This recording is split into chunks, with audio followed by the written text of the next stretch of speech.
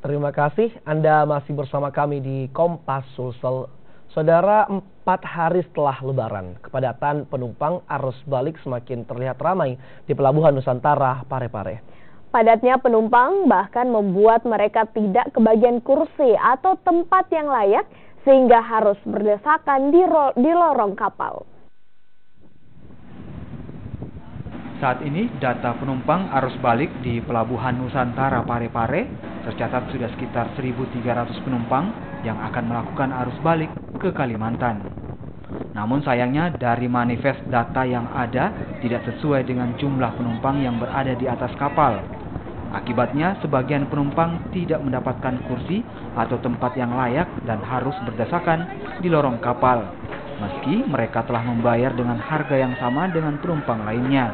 Hari ini hanya KM Sensoya. Itu membuat berapa penumpang, Pak? Sampai dengan sekarang ini sudah 1.300. Keseluruhannya, Pak, arus baliknya?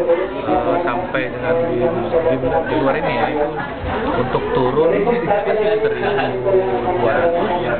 Masalah itu untuk naiknya sendiri udah 1.000, hampir berimbang. Ini bayar di lorong-lorong dekat tangga ini berapa tiketnya? 400 sana. Jadi memang tidak dapat tempat lain yang layak, misal di itu dalam dapat kursi. Enggak begini aja dibilang.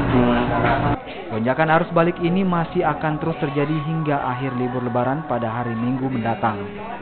Sudin Samsudin, Kompas TV, Parepare, Sulawesi Selatan.